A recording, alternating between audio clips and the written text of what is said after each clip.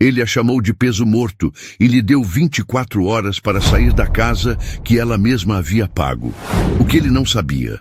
Ela escondia uma fortuna de 60 milhões e um plano para lhe ensinar o verdadeiro preço da traição. Helena Ribeiro sentia o cheiro de desinfetante hospitalar impregnado na alma.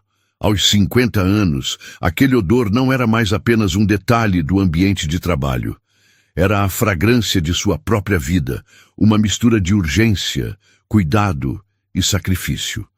Como enfermeira-chefe, ela orquestrava a sinfonia caótica de um grande hospital paulistano com uma calma que muitos admiravam, mas poucos compreendiam a origem. Essa calma vinha de um propósito maior, um que morava fora dos corredores brancos e estéreis. Morava em casa, tinha nome e sobrenome, Caio Bastos.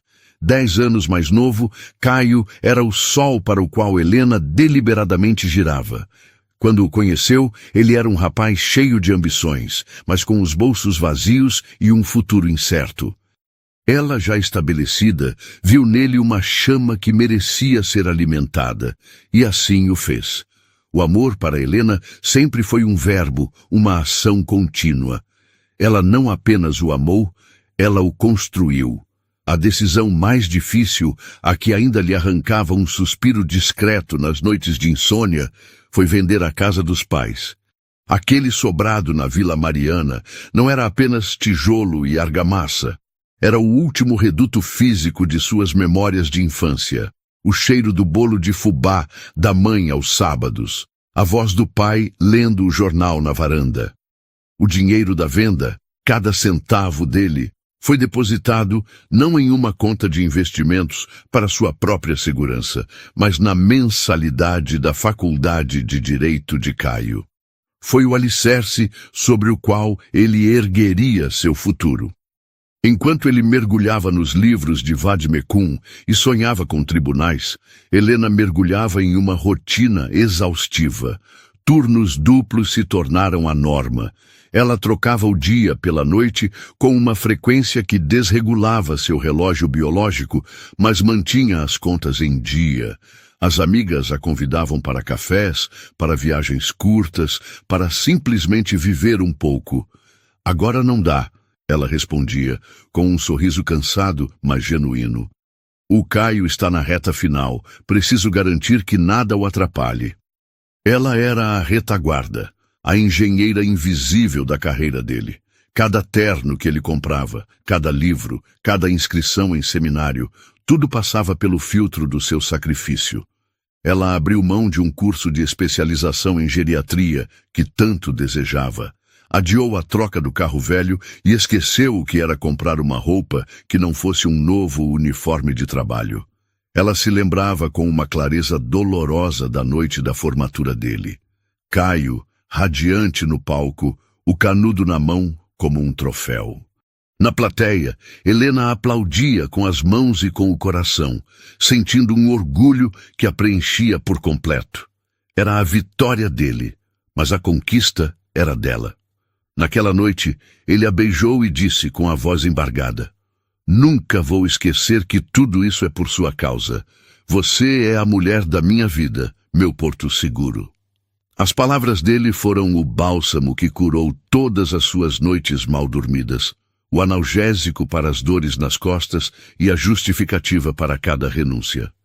Ela acreditou, com cada fibra do seu ser, que aquele investimento não era financeiro, mas emocional. Era a construção de uma parceria para a vida toda. Os anos seguintes pareceram confirmar sua aposta.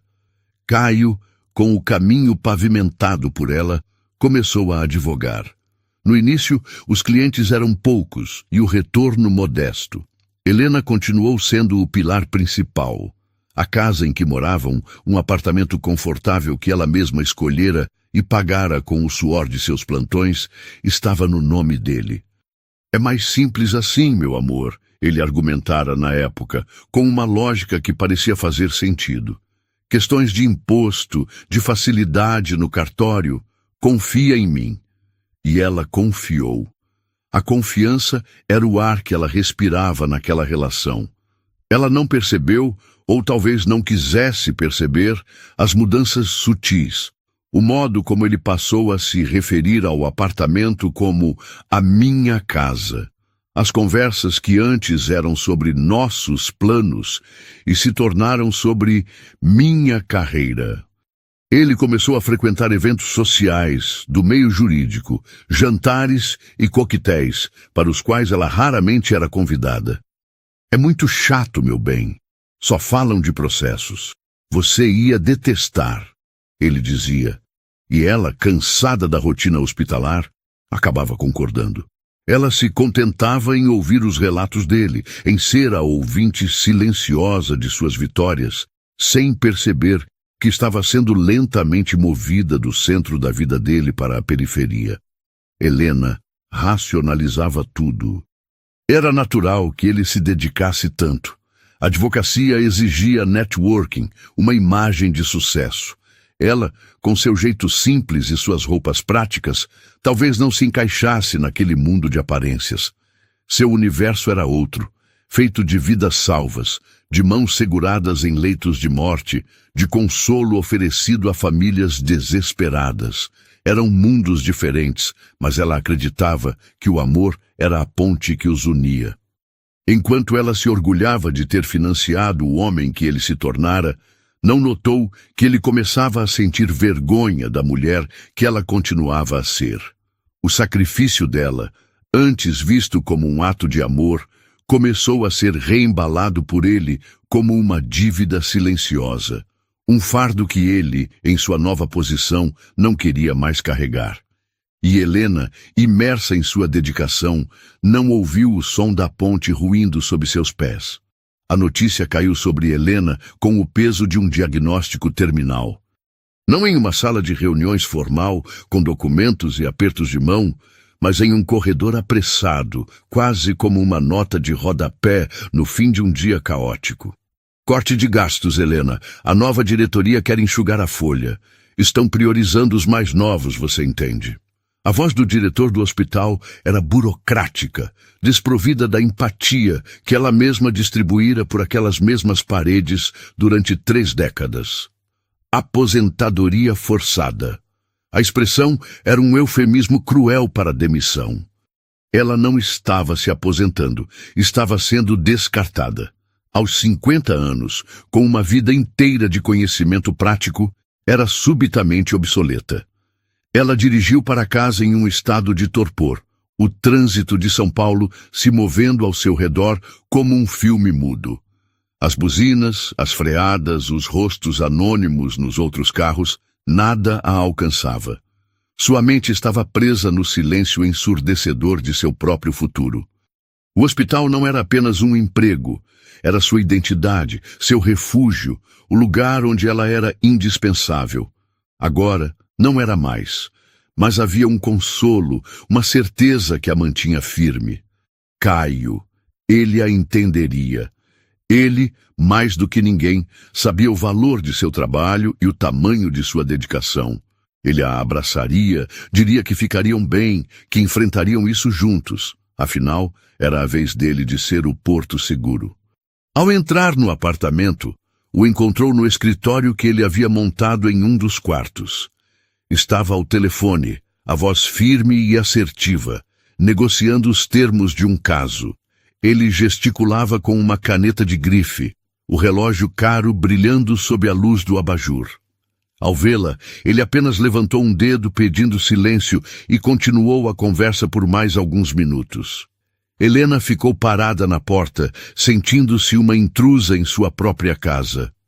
O cheiro de desinfetante que ela carregava consigo parecia brigar com o aroma de couro e papel caro do escritório dele.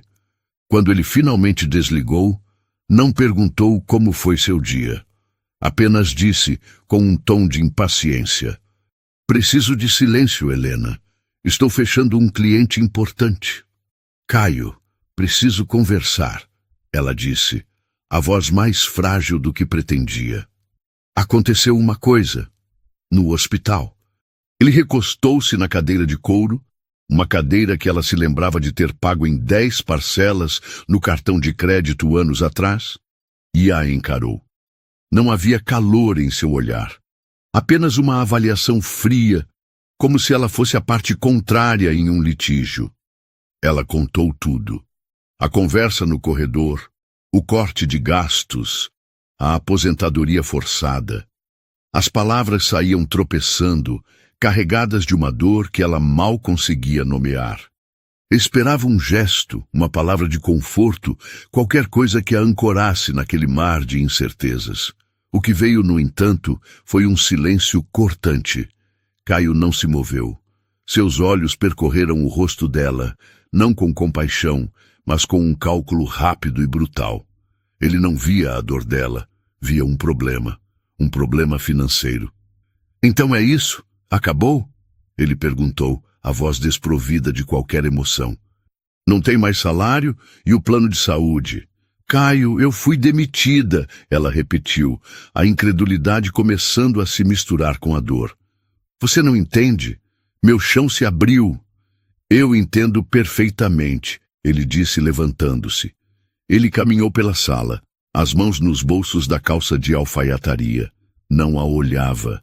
Olhava para as paredes, para os móveis, como se reavaliasse o valor de cada objeto. Eu entendo que agora a única fonte de renda desta casa sou eu. Entendo que minhas despesas vão aumentar. Entendo que o padrão de vida que eu lutei tanto para construir está em risco. A palavra eu ecoou no silêncio do apartamento. Helena sentiu um frio que começava na base da espinha e se espalhava por todo o corpo. O homem por quem ela sacrificara seus sonhos não estava ali. Em seu lugar, havia um estranho, um contador impiedoso que somava perdas e danos. Nós vamos dar um jeito, ela sussurrou, mais para si mesma do que para ele. Eu posso procurar outra coisa, dar aulas. Ele riu. Um riso curto, seco, desdenhoso. Dar aulas? Helena, acorde. O mundo mudou. Quem vai contratar uma enfermeira de 50 anos? Você se tornou um peso financeiro que eu não estou disposto a carregar. Cada palavra era um golpe físico. Peso. A mulher que o erguera do nada era agora um fardo. A dor em seu peito era tão intensa que ela teve que se apoiar no batente da porta para não cair. Ela o viu caminhar até a janela, olhar para a cidade iluminada lá fora. Uma cidade que para ele representava oportunidades e para ela, naquele momento, apenas o vazio. Então, ele se virou e proferiu a sentença, com a mesma frieza com que um juiz lê um veredito.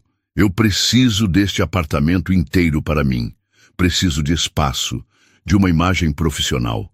Este quarto onde você guarda suas coisas vai ser meu novo escritório, um lugar decente para receber meus clientes.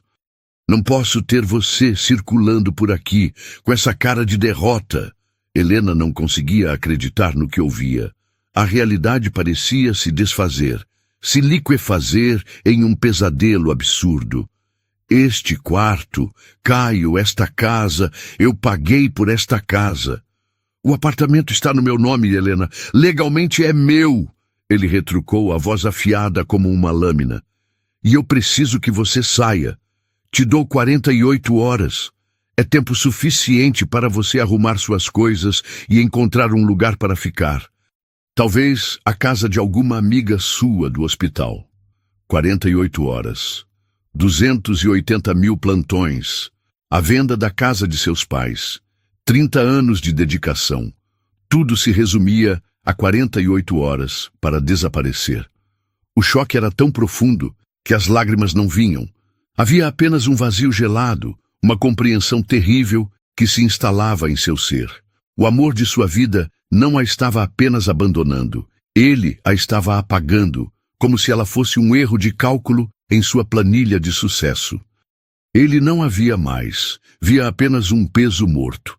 E a casa que ela comprara com seu suor, o lar que ela construíra com seu amor, era agora o palco de sua mais profunda humilhação. Ele não estava apenas a expulsando de casa, estava a expulsando da vida que ela mesma havia financiado. As 48 horas seguintes se desdobraram em uma névoa de incredulidade e dor silenciosa. Helena não chorou.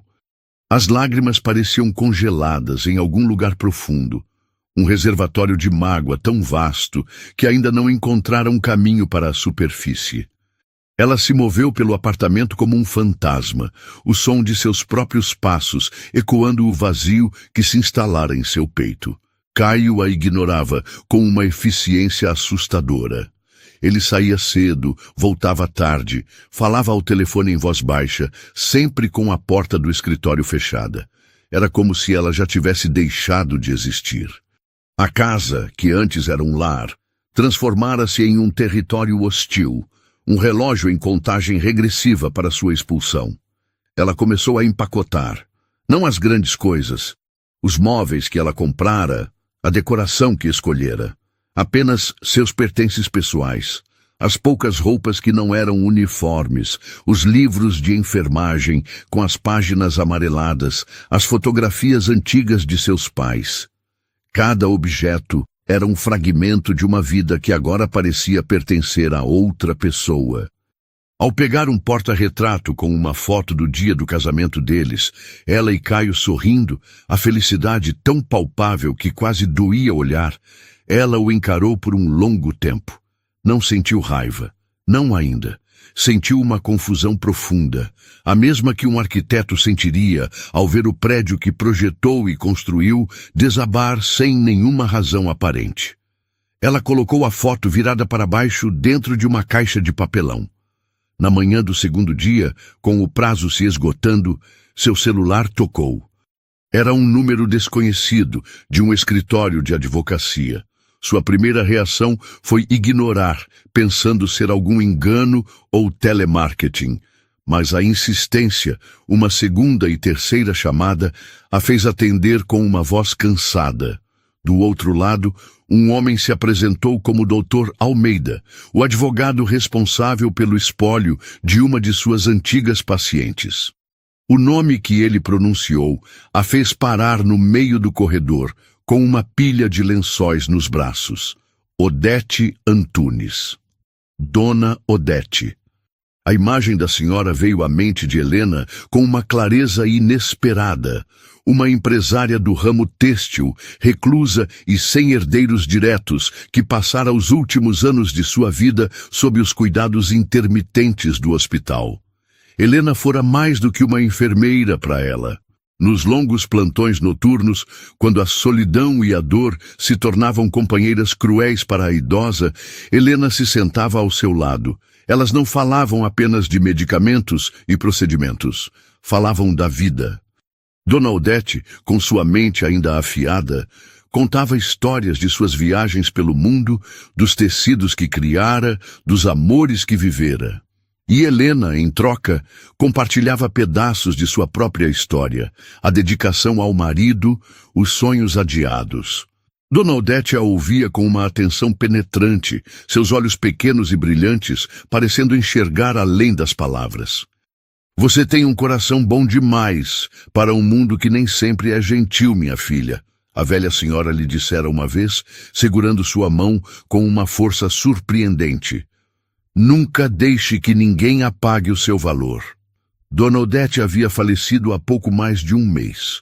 Helena sentira a perda, mas a rotina do hospital e seus próprios problemas a haviam engolido. Agora, o advogado estava ao telefone, falando em termos jurídicos que soavam distantes. A leitura do testamento, única beneficiária. Um legado em agradecimento. Helena não estava processando a informação. Sua mente estava ocupada em decidir para qual hotel barato ligaria, quanto dinheiro tinha em sua conta para sobreviver nas próximas semanas. Senhora Ribeiro, a senhora está me ouvindo? A voz do advogado a trouxe de volta à realidade. Dona Odete Antunes deixou para a senhora a totalidade de seus bens. Após a liquidação dos ativos e o pagamento dos impostos, o valor líquido do patrimônio é de 60 milhões de reais. 60 milhões de reais. As palavras pairaram no ar, desprovidas de sentido. Helena encostou-se na parede fria, o celular pressionado contra a orelha. Era um engano, um trote de mau gosto, uma alucinação causada pelo estresse e pela falta de sono. Deve haver algum engano, doutor. Eu era apenas a enfermeira dela. Não há engano algum, senhora Ribeiro, o advogado respondeu com uma paciência profissional. O testamento é explícito e foi lavrado com total clareza. Dona Odete deixou uma carta explicando suas razões. Ela a descreve como a pessoa mais humana e digna que conheceu em seus últimos 15 anos de vida. Ela queria que seu dinheiro fosse para alguém que soubesse o verdadeiro valor das coisas, e não apenas o preço. Precisamos marcar uma reunião para iniciar os procedimentos de transferência. A senhora está disponível amanhã? Helena desligou o telefone em um estado de choque que superava tudo o que sentira nos últimos 2 dias. O número na tela do celular parecia irreal. 60 milhões. A quantia era tão astronômica, tão fora de sua realidade, que seu cérebro se recusava a aceitá-la. Ela olhou ao redor, para as caixas de papelão que continham os restos de sua vida, para a porta fechada do escritório onde o homem que a chamara de peso morto trabalhava para construir sua própria fortuna. Uma risada escapou de seus lábios. Não foi uma risada de alegria, mas de uma ironia tão profunda, tão cósmica, que beirava a loucura. No exato momento em que fora reduzida a nada, despojada de sua casa, de sua carreira e de sua dignidade, ela havia se tornado uma milionária. A carta de Dona Odete, que o advogado leu para ela por telefone mais tarde, foi o que a ancorou. Não eram apenas palavras, era um testemunho. A idosa descrevia como Helena ajustava seu travesseiro sem que ela precisasse pedir, como lhe trazia uma xícara de chá quente nas madrugadas frias, como ouvia suas histórias repetidas com um interesse que nunca parecia falso. Ela cuidou da minha alma quando meu corpo já desistia, dizia um trecho. Deixo a ela minha fortuna não como pagamento, mas como uma ferramenta. Uma ferramenta para que ela possa finalmente construir a vida que merece, livre das amarras que outros impuseram a ela. Naquela noite, a última em sua antiga casa, Helena não dormiu. Sentada no chão da sala, cercada por suas caixas, ela sentiu as lágrimas finalmente chegarem. Elas não eram de tristeza pela traição de Caio, mas de uma gratidão avassaladora por uma mulher que a vira de verdade. Dona Odete não via a enfermeira, a esposa de alguém, a mulher de meia idade. Ela via Helena. E em seu último ato, ela lhe devolvera não apenas a segurança financeira, mas algo infinitamente mais precioso, a noção de seu próprio valor. O dinheiro era um escudo, uma fortaleza, mas a validação contida naquela carta era a arma que ela precisaria para lutar. E pela primeira vez em muito tempo, Helena começou a pensar não no que havia perdido, mas no que poderia construir. Na manhã seguinte, Helena acordou antes do sol. O chão duro da sala havia lhe deixado o corpo dolorido, mas a mente estava surpreendentemente lúcida. O prazo de Caio se esgotava em poucas horas. Pela primeira vez, a contagem regressiva não lhe trazia pânico, mas uma estranha sensação de poder. Ela se levantou, olhou para as 3 caixas de papelão que continham sua vida antiga e tomou a primeira decisão de sua nova existência. Não levaria nada. Deixaria tudo para trás, não como uma vítima que foge, mas como uma rainha que abdica de um reino em ruínas. Aqueles objetos estavam impregnados da memória do sacrifício, da renúncia. Sua nova vida exigia um começo limpo, sem âncoras para o passado. Ela tomou um banho demorado, usando o sabonete caro que Caio gostava e que ela sempre evitava para economizar. Vestiu a melhor roupa que tinha, um conjunto simples, mas elegante, que guardava para ocasiões especiais que nunca chegavam. Penteou os cabelos, passou um batom discreto. Ao se olhar no espelho, não viu a enfermeira cansada ou a mulher expulsa.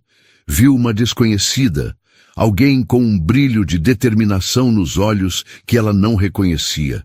Quando Caio saiu do quarto, já vestido em um de seus ternos impecáveis, ele parou ao vê-la. Havia uma expectativa em sua postura, talvez esperando encontrá-la em prantos, suplicando por mais tempo. A calma e a dignidade dela o desarmaram. "Suas coisas já estão prontas?" ele perguntou, a voz tentando soar firme, mas com uma ponta de hesitação. "Sim", respondeu Helena, a voz clara e sem tremor.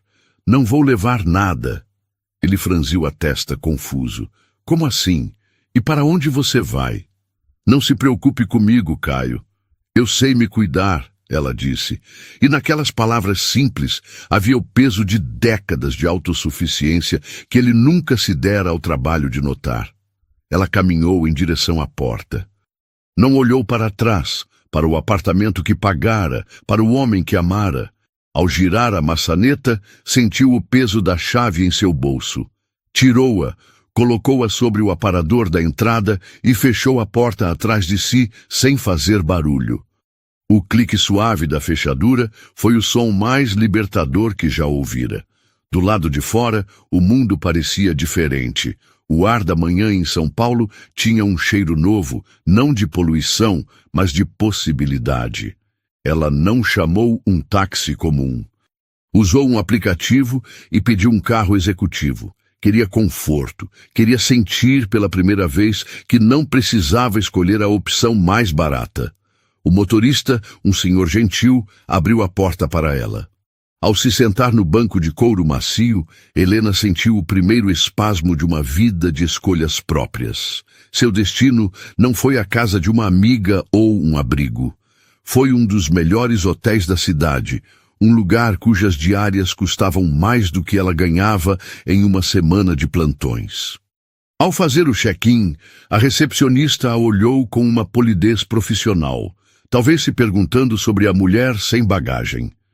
Helena pagou uma semana adiantada, em dinheiro, uma pequena parte do adiantamento que o Dr. Almeida havia providenciado.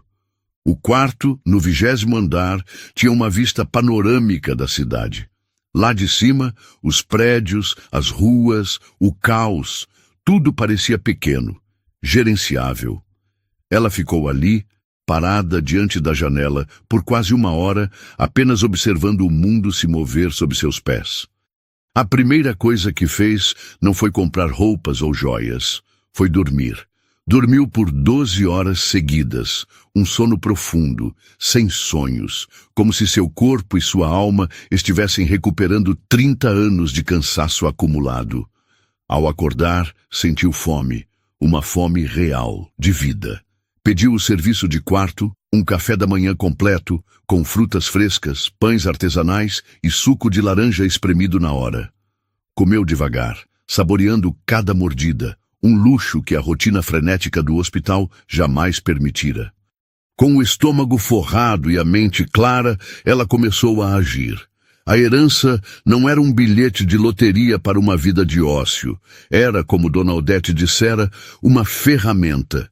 E Helena, como a boa instrumentadora que sempre fora, sabia que ferramentas precisam ser usadas com precisão. Ligou para o Dr. Almeida e agendou a reunião. Em seguida, pediu a ele a indicação de uma assessoria financeira de primeira linha, especializada em gestão de grandes patrimônios. Não entendia de ações, de fundos de investimento ou de planejamento tributário, mas entendia de delegar tarefas a especialistas. Era o que fazia todos os dias como enfermeira-chefe. Enquanto aguardava as reuniões, Helena começou a se reconstruir de fora para dentro. Foi a um salão de beleza renomado. Cortou os cabelos em um estilo mais moderno que emoldurava seu rosto e realçava seus traços. Fez as unhas, uma massagem relaxante. Depois, foi às compras. Não com a avidez de quem quer ostentar, mas com o cuidado de quem está montando uma nova identidade. Comprou roupas de bom corte, tecidos de qualidade, peças clássicas e atemporais. Sapatos confortáveis, mas elegantes. Uma bolsa de couro que não era de grife, mas que exalava sofisticação. Cada escolha era um ato de afirmação. Ela não estava mais se vestindo para ser prática, para ser invisível. Estava se vestindo para ser ela mesma. O passo seguinte foi encontrar um novo lugar para morar. São Paulo, com suas memórias dolorosas, parecia pesada demais. Ela queria ar puro, um ritmo mais tranquilo, mas sem abrir mão da estrutura de uma cidade grande. Campinas surgiu como a escolha natural. Era perto o suficiente para resolver as pendências na capital, mas longe o bastante para significar um recomeço. Com a ajuda de uma corretora de imóveis de alto padrão, encontrou o que procurava, uma casa aconchegante em um bairro nobre e arborizado.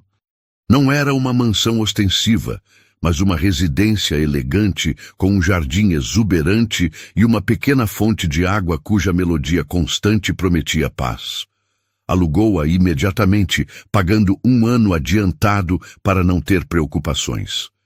Em menos de uma semana, Helena Ribeiro havia se desfeito de sua antiga vida e montado o alicerce de uma nova. Tudo em silêncio, com a mesma discrição e eficiência com que administrava uma emergência no hospital. Ela não contou a ninguém sobre a herança. Não ligou para as antigas colegas, não deu satisfações. Era um segredo que ela guardava como um tesouro, a fonte de seu poder silencioso. Ela estava se reorganizando, se fortalecendo, antes de voltar a interagir com o mundo que a havia descartado. Era um período de casulo, de transformação. E ela sabia, com uma intuição que nunca falhava, que a borboleta que emergiria seria irreconhecível. Enquanto Helena orquestrava sua nova vida com a precisão de uma cirurgiã, Caio vivia os primeiros dias de sua suposta liberdade. No início, sentiu um alívio. O silêncio no apartamento, que antes era preenchido pela presença discreta de Helena, agora parecia o som do sucesso. Ele transformou o antigo quarto de hóspedes, o refúgio dela, em um escritório imponente. Comprou uma mesa de mogno, uma cadeira de couro ainda mais cara e uma cafeteira de expresso. Sentia-se um conquistador em seu castelo. A ausência de Helena era, para ele, a remoção de um lembrete constante de suas origens modestas, da dívida silenciosa que ele se recusava a reconhecer. Contudo, a ausência começou a se manifestar de formas inesperadas. A casa, antes impecavelmente limpa e organizada, começou a acumular uma fina camada de desordem. As camisas não apareciam magicamente passadas em seu armário. A geladeira, antes sempre abastecida, continha apenas itens esporádicos que ele comprava sem planejamento. Pequenas coisas, trivialidades, mas que somadas começaram a corroer a imagem de controle que ele tanto prezava. Ele se irritava com esses detalhes, culpando Helena em sua mente por tê-lo acostumado mal, sem jamais admitir que ela era a administradora invisível de sua vida. A curiosidade sobre o paradeiro dela era um comichão no fundo de sua mente. Ele imaginava que ela estaria na casa de alguma colega enfermeira, lamentando a própria sorte. Talvez em breve ela ligasse, pedindo para voltar, aceitando qualquer condição. Ele ensaiava mentalmente o discurso que faria, magnânimo, mas firme, talvez oferecendo o pequeno quarto de serviço nos fundos do prédio, uma solução que a manteria por perto para as conveniências domésticas, mas longe de sua vista e de sua vida social. A ideia o agradava, pois o colocava em uma posição de poder e generosidade calculada. A primeira rachadura em sua fortaleza de autoconfiança apareceu cerca de 2 semanas após a partida de Helena. Ele estava em uma reunião com um cliente importante, um industrial que ele cortejava há meses. No meio da conversa, o cliente mencionou casualmente o nome Odete Antunes, a falecida magnata têxtil. "Uma perda para a indústria", disse o homem. "Fiquei sabendo que o testamento dela foi uma surpresa. Deixou tudo, uma fortuna de mais de 50 milhões para uma enfermeira. Um gesto de uma nobreza rara nos dias de hoje." Caio sentiu um calafrio. O nome da paciente era familiar. Helena a mencionava de vez em quando, a senhora reclusa de quem cuidara por anos. Mas a conexão parecia absurda, uma coincidência impossível.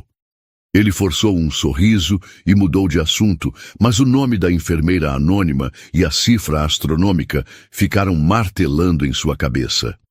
A confirmação veio de uma forma banal e devastadora. Uma nota em uma coluna social online que um colega de escritório lhe mostrou. A nota falava sobre os novos rumos da Fundação Antunes e mencionava a herdeira, a enfermeira Helena Ribeiro, que agora assumiria um papel no conselho. A foto que acompanhava o texto era pequena, mas inconfundível.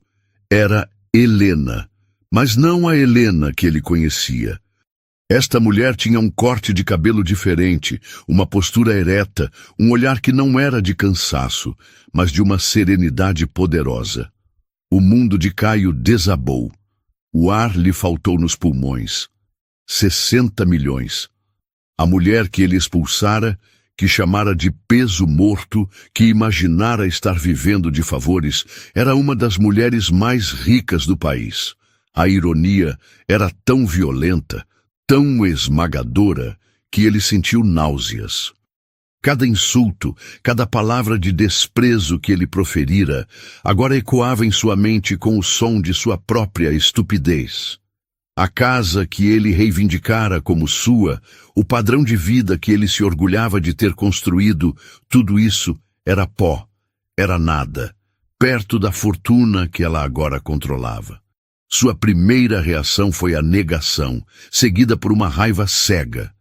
Raiva dela, por ter escondido isso. Como ela ousara não lhe contar? A lógica distorcida de seu egoísmo o fez se sentir a vítima, o traído. Ele que a acusara de ser um fardo, agora a acusava em sua mente de tê-lo enganado com sua simplicidade. Então, o pânico se instalou, e com ele, a ganância. O desespero para reverter seu erro catastrófico.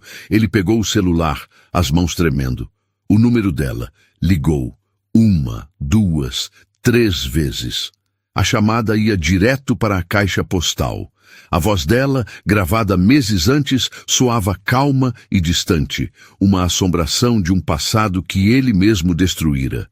Ele começou a mandar mensagens. A primeira, curta e direta. Helena, precisamos conversar, urgente, sem resposta. A segunda, 1 hora depois, já com um tom de falsa preocupação. Fiquei sabendo o que aconteceu. Estou chocado. Por que não me contou? Fiquei preocupado com você. O silêncio dela era uma parede de gelo. A terceira, no final do dia, já beirava o patético. Meu amor, eu sei que errei. Estava sob pressão, estressado. Falei coisas que não sinto. Sinto sua falta. A casa está tão vazia sem você. Nos dias que se seguiram, Caio se transformou. O advogado arrogante deu lugar a um homem obcecado. Ele ligava de números diferentes. Deixava mensagens de voz longas e suplicantes. A narrativa dele mudava a cada tentativa. Ora, ele era o marido arrependido, ora o parceiro de negócios que via grandes oportunidades para eles. Chegou ao cúmulo de oferecer o que antes era a maior das humilhações como um prêmio de consolação. Você pode voltar, meu bem. Fique com o nosso quarto. Eu durmo no escritório, não tem problema. O importante é estarmos juntos. E a oferta mais absurda. Eu sei que essa quantidade de dinheiro pode ser assustadora. Eu sou advogado, posso te ajudar a administrar tudo para te proteger. Helena, em sua nova casa em Campinas, via as notificações chegarem, as ligações perdidas, as prévias das mensagens. Ela não sentia raiva, nem prazer na vingança. Sentia uma espécie de distanciamento clínico, como se observasse um caso de estudo sobre a natureza humana. A transformação de Caio não a surpreendia. Era apenas a confirmação final de que o amor dele nunca fora por ela, mas pelo que ela podia lhe proporcionar. Antes era a estabilidade de seu salário. Agora era a miragem de sua fortuna. Com a orientação de sua nova assessora financeira, uma mulher firme e experiente chamada Beatriz, Helena estabeleceu uma barreira impenetrável. Trocou de número de telefone, criando um novo, exclusivo para seus novos contatos. O antigo, ela manteve ativo, mas silenciado, um arquivo morto do desespero de Caio. A firmeza dela, o silêncio absoluto, era a resposta mais poderosa que poderia dar. Cada ligação não atendida, cada mensagem não respondida, era uma afirmação de seu novo status. Ela não precisava gritar, não precisava confrontá-lo. Sua ausência e seu silêncio eram o espelho no qual Caio era forçado a encarar o verdadeiro tamanho de seu erro e a pequenez de seu caráter. Ele não a havia perdido apenas. Ele a havia jogado fora, sem fazer ideia de que estava descartando a própria sorte.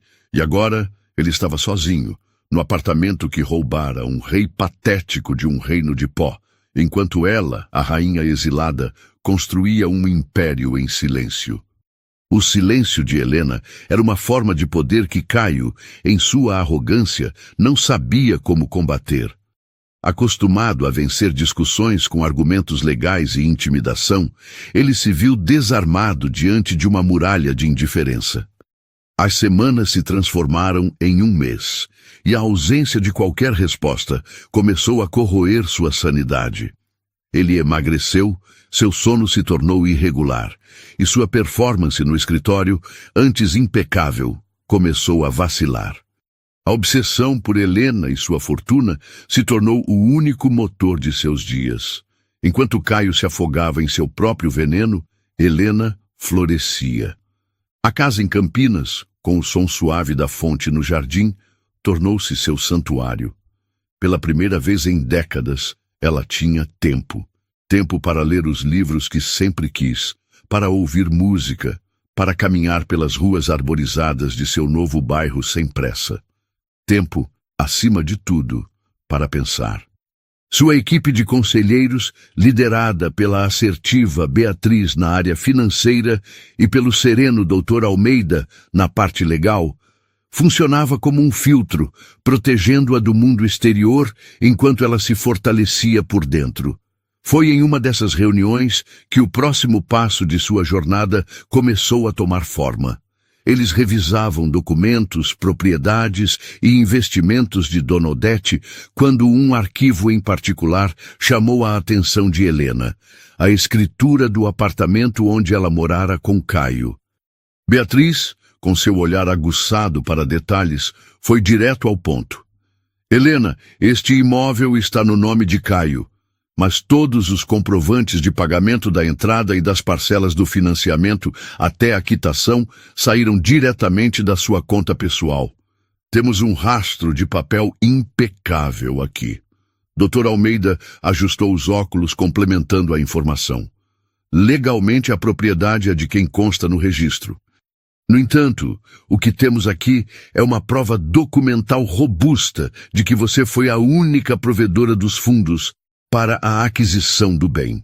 Em uma disputa judicial, poderíamos argumentar com muita força a seu favor, buscando o ressarcimento integral ou até mesmo a anulação do registro em nome dele, caracterizando uma simulação ou um enriquecimento ilícito da parte dele. Helena ouviu em silêncio. A ideia de um confronto direto nos tribunais, de uma batalha pública, a desagradava. Não era seu estilo. Vingança não era o objetivo. Justiça, no entanto, era outra história. Aquele apartamento não era apenas um bem material. Era o símbolo máximo de seu sacrifício e da traição dele. Era a casa que ela comprara com o dinheiro da venda do lar de seus pais, com o suor de seus plantões. A ideia de que Caio a usufruísse como um troféu de sua crueldade era uma ferida que ainda não cicatrizara. Eu não quero o dinheiro de volta, disse Helena, a voz firme. E não quero arrastar isso por anos na justiça. Eu quero algo mais simples e, para mim, mais valioso. Eu quero que ele admita a verdade. Beatriz e Dr. Almeida se entreolharam, compreendendo a profundidade daquele desejo. Não se tratava de finanças, mas de dignidade. Existe uma maneira de fazer isso sem um processo litigioso? Perguntou Helena. Podemos tentar uma notificação extrajudicial. explicou o Dr. Almeida. Apresentamos a ele todas as provas que temos, os extratos bancários, a origem dos fundos, e propomos um acordo. Um documento onde ele reconhece publicamente que o imóvel foi adquirido com recursos exclusivamente seus. Em troca, nós nos comprometemos a não mover uma ação judicial. Para um advogado como ele, que depende de sua reputação, um processo por fraude ou enriquecimento ilícito seria devastador para a carreira. Ele pode preferir a humilhação privada de assinar um acordo à ruína pública de um escândalo. A estratégia foi traçada. Helena não queria o imóvel de volta para si.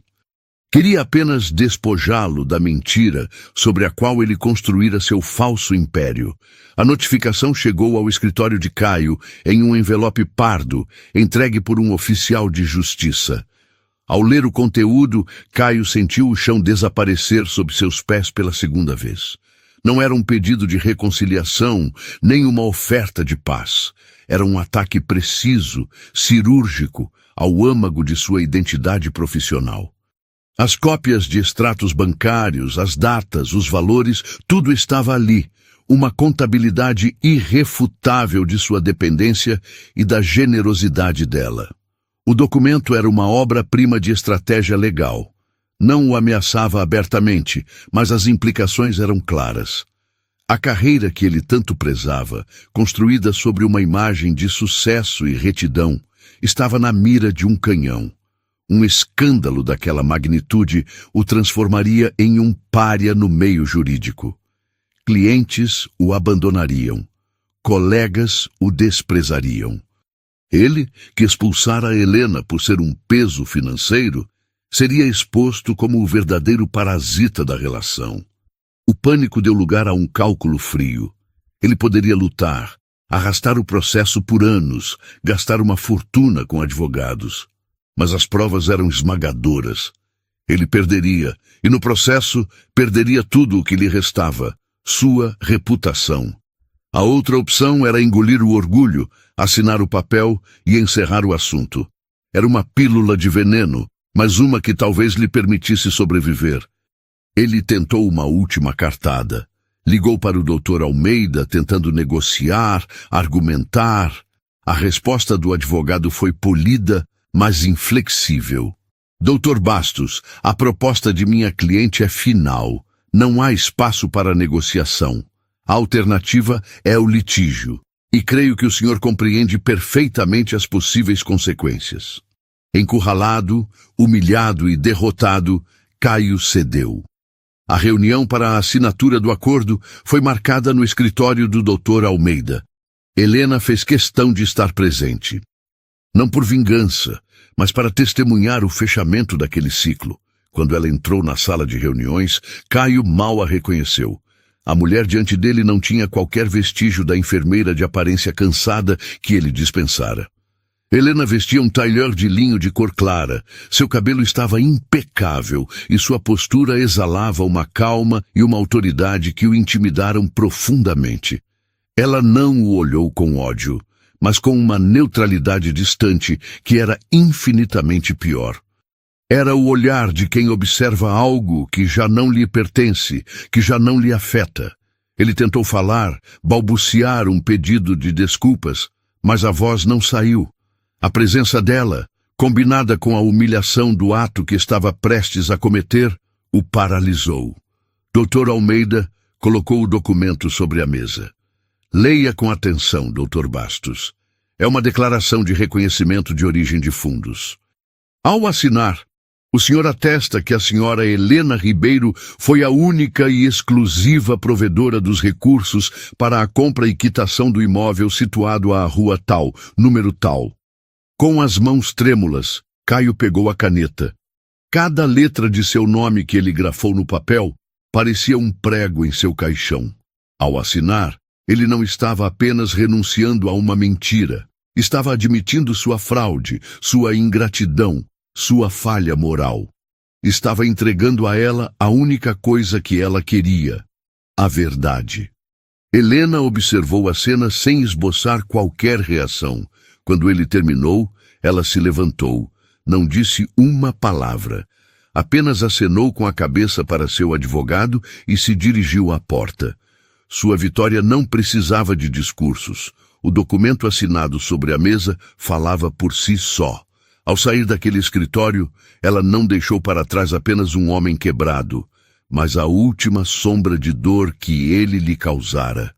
A justiça para ela não fora um ato de retaliação, mas de restauração. Ela havia recuperado sua história. Com a assinatura de Caio no documento, um peso que Helena nem sabia que ainda carregava se dissolveu. A justiça, em sua forma mais pura, não era sobre punição, mas sobre a restauração da verdade. E com a verdade restaurada, ela se sentiu finalmente livre para olhar apenas para frente. A fortuna de Dona Odete, que a princípio parecera uma responsabilidade esmagadora, começou a se revelar em sua verdadeira essência.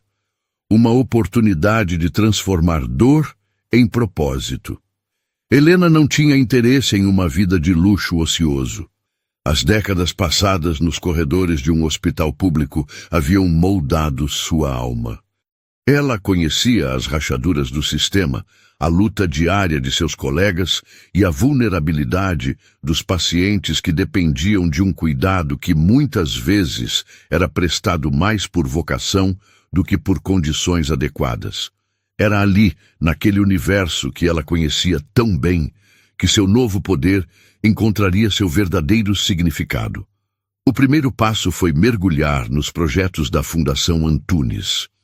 Dona Odete, em sua reclusão, mantinha uma fundação beneficente que atuava de forma discreta, financiando pequenas iniciativas na área da saúde. Com a chegada de Helena ao conselho, a fundação ganhou um novo fôlego e uma nova direção.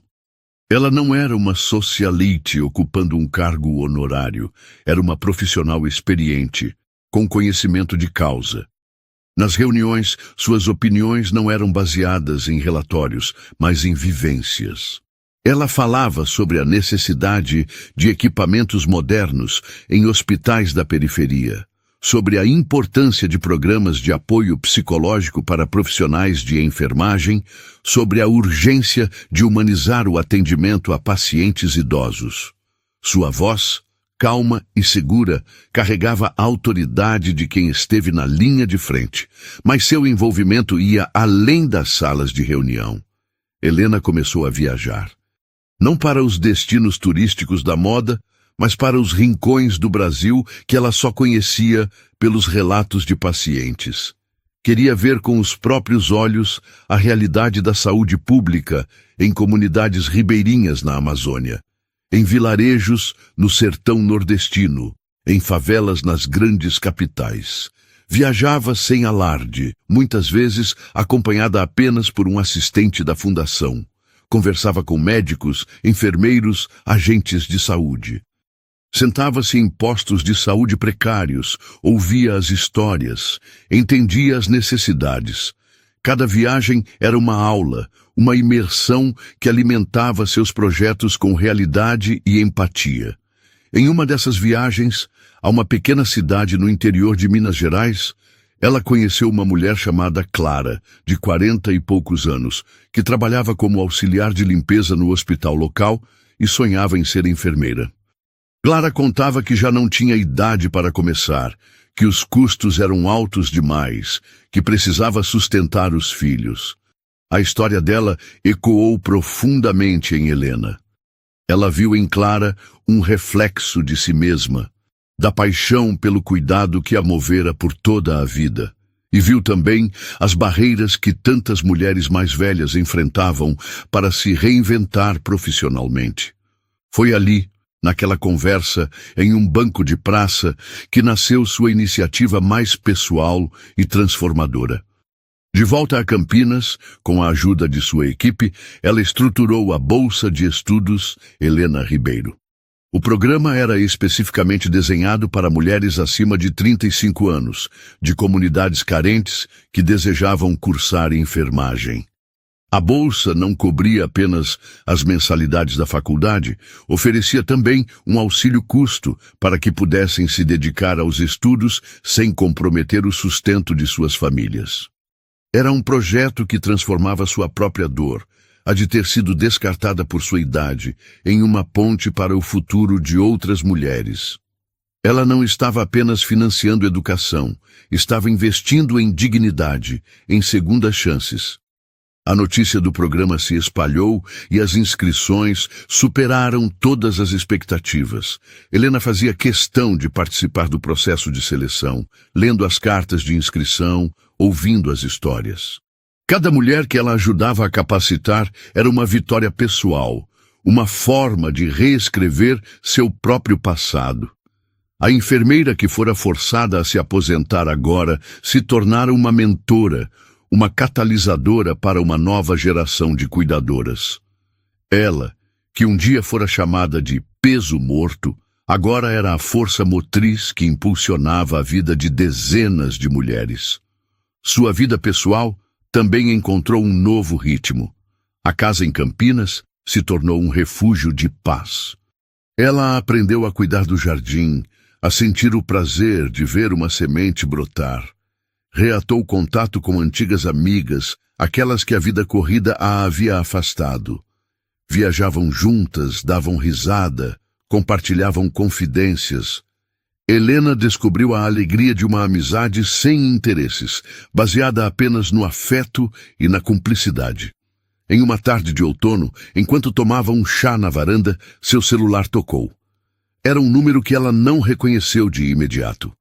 Ao atender, ouviu uma voz jovem e hesitante do outro lado. Tia Helena? É a Lívia. Lívia, a filha do primeiro casamento de Caio. Helena não a via há anos. Era uma adolescente quando Helena e Caio se casaram, e a relação entre elas sempre fora distante, marcada pela indiferença de uma jovem absorvida em seu próprio mundo. Helena sempre a tratara com carinho, mas nunca conseguira quebrar a barreira. Lívia, querida, que surpresa! Como você está? Perguntou Helena, o coração subitamente apertado por uma mistura de memórias. A voz de Lívia estava embargada. Eu precisava falar com você. Eu soube de tudo. O que meu pai fez e o que você fez por ele, por nós, por tanto tempo. Eu era uma adolescente tola, egoísta. Nunca agradeci, nunca enxerguei. Me perdoa? As palavras da moça eram sinceras, carregadas de um arrependimento que Helena não esperava. Eu descobri a verdade sobre o apartamento, sobre a faculdade dele. Ele me contou, num momento de fraqueza. E eu senti tanta vergonha, Helena. Vergonha dele e vergonha de mim mesma por nunca ter percebido o seu valor. Continuou Lívia, as palavras saindo em uma torrente. E tem mais uma coisa, eu estou terminando o colégio e eu quero fazer enfermagem. Helena ficou em silêncio, absorvendo a ironia e a beleza daquele momento. A filha do homem que a desprezara agora queria seguir seus passos. Eu vi sobre a sua bolsa de estudos, disse Lívia, a voz mais baixa. Eu não quero pedir isso, não tenho o direito, mas eu queria que você soubesse que você me inspirou. A sua força, a sua dignidade, é isso que eu quero ser. Naquele instante, Helena sentiu o último nó de seu passado se desatar. A raiva, a mágoa, tudo se transformou em uma compaixão profunda. Ela viu em Lívia não a filha de Caio, mas uma jovem buscando seu caminho, inspirada pelo legado que ela, Helena, estava construindo. Lívia, disse Helena, a voz suave, mas firme. A enfermagem é uma profissão linda e difícil. Se é isso que você realmente quer, eu vou te apoiar. Não pela bolsa, mas porque você é parte da minha história. E porque todos merecem a chance de seguir sua vocação. Ao desligar o telefone, Helena olhou para o seu jardim. O sol do fim de tarde pintava as folhas com tons de dourado. O som da fonte era uma melodia constante de renovação. Ela entendeu, com uma clareza que aquecia a alma, que sua maior vitória não era a fortuna no banco, nem a justiça no papel. Era aquilo. Era a capacidade de transformar dor em cura, de inspirar uma nova geração, de perdoar não por fraqueza, mas por força.